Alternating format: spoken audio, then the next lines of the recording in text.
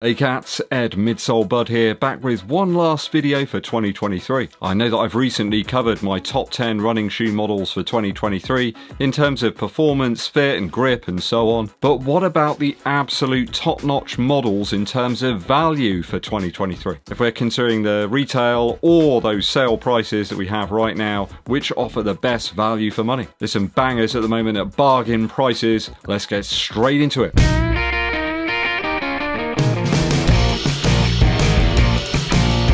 Thanks for joining me today for my top 5 value victors when it comes to running shoes in 2023. I'm going to try and keep everything below about £100 if possible to make this a true value video, rather than holding up a shoe for like £150 and saying, you know, this is a bargain buster, when it probably isn't. Okay, at position number 5 we have the FLOATRIDE Energy 5 from Reebok. Perhaps this is an ideal shoe if you're getting into running or just want something else for your shoe rotation for those daily outings. It's light, it's airy, and ideal for that daily type running, a nice soft cushion without a massive stack height. This brand, for some reason, don't market themselves all that well, especially for running shoes, but the Energy 5 from Reebok is a real gem. It's an overlooked shoe. You can get this one from Start Fitness in the UK at the moment for as little as £59, though I have spotted the ladies sizing are around about 43, which is even better. You can't lose for that sort of price for this shoe. It's outstanding value for what you get. Packs a punch. You get some lovely cushioned compressive midsole foam there from the FLOATRIDE Energy stuff. It's around a Shore A softness rating of 28, and that is literally the average of all of the shoes that I've tested out. And if you're new to the channel, I have tested out a lot of shoes over the last few years. There is nothing average there about the fit and the grip on offer with the Energy 5. I don't quite understand how they managed to pack all of this into a really great retail price, let alone these sale prices right now. The outsole will easily handle typical pavement and road running, and it's light enough to do some speedier work in as well. If you want to sharpen up those 1k repeats for your 5 or 10k efforts, I'll keep beating the drum on the FLOATRIDE Energy 5 from Reebok. Hopefully people will start to listen. So that one comes in at position number 5. At position number 4, it's the out-and-out value winner in terms of Nike shoes for me anyway, and that's the PEGASUS 40 or the 39. In all fairness, there's not an awful lot in it between these two versions of the shoe. I've really enjoyed the PEGASUS 40 as a sort of daily do-it-all model. You can pick these up at the moment around about the £80 mark, though if you're shrewd you can probably get one for a tiny bit less using some codes. I think few other shoes offer the performance that you get from the PEGASUS. It just has a little bit more under the hood than a lot of other models around this price range. Some other shoes just have foam. This one's got a little bit extra in those Air Zoom pods in the forefoot and the heel. They create a little bit of additional resilience to the foam. You won't find it bottoming out quite so easily, and for me that means the PEGASUS can facilitate some of those longer run sessions that perhaps some other shoes can't do because they bottom out. And it's light enough in fairness for some faster bursts. If you're really worried about that, then go for the 39. That was a little bit lighter than the 40. There's a little bit extra underfoot as well from those stretched waffle lugs that we get here on the outsole of the PEGASUS 39 and 40. It works for your typical road and pavement type stuff, but also perhaps facilitates a few other surfaces as well. I think if you're in the UK, it's probably not quite up to it for trails, but if you're in the US and running on those sort of buffed out trails, you'll probably be fine in the standard PEGASUS model.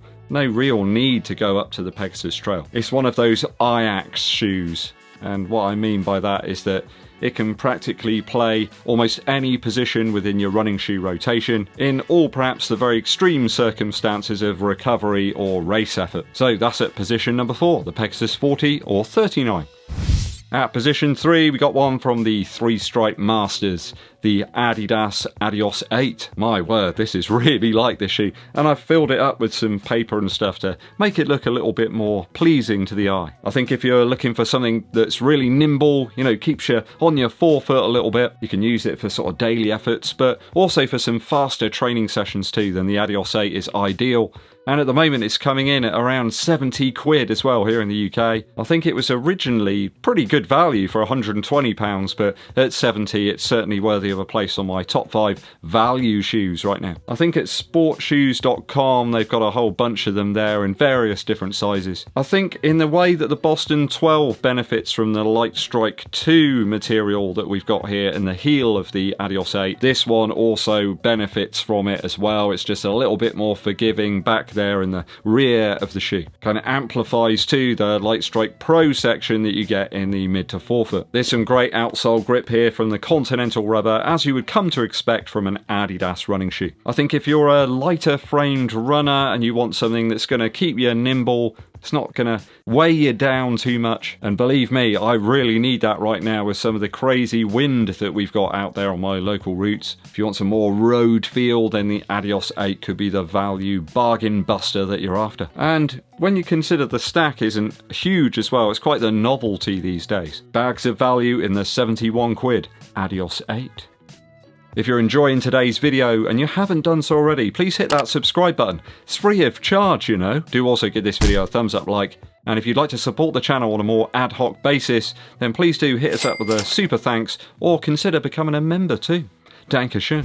A real banger for you in position number 2, the PUMA DEVIATE NITRO 2. Now, you can find pairs of these in the UK at around about £89 at the moment, depending on the size and the colourway you want, which for a plated shoe with some of PUMA's top performing foam, in terms of their Nitro Elite stuff, it's hard to beat. Very versatile. You can use this one for some daily runs, you could use it for shorter efforts, longer efforts. It works across all different paces too, feels nice and comfortable and stable enough as well. It's just a really good all-rounder. It's the Botham of shoes. You may have no idea who I'm talking about, but you know, Yeovil legend Ian Botham. Stable, resilient and durable enough in terms of the midsole material. I think some people, perhaps with a wider foot splay, might have a few problems here. It is a slightly narrower last that's been utilised within the PUMA. So if you can, try before you buy or make sure you got a good returns policy from your online retailer. Start Fitness have got a whole bunch of these on sale at the moment in loads of different colourways across loads of sizes. I think in terms of the design and the features that you've got packed into the DEVIATE NITRO 2,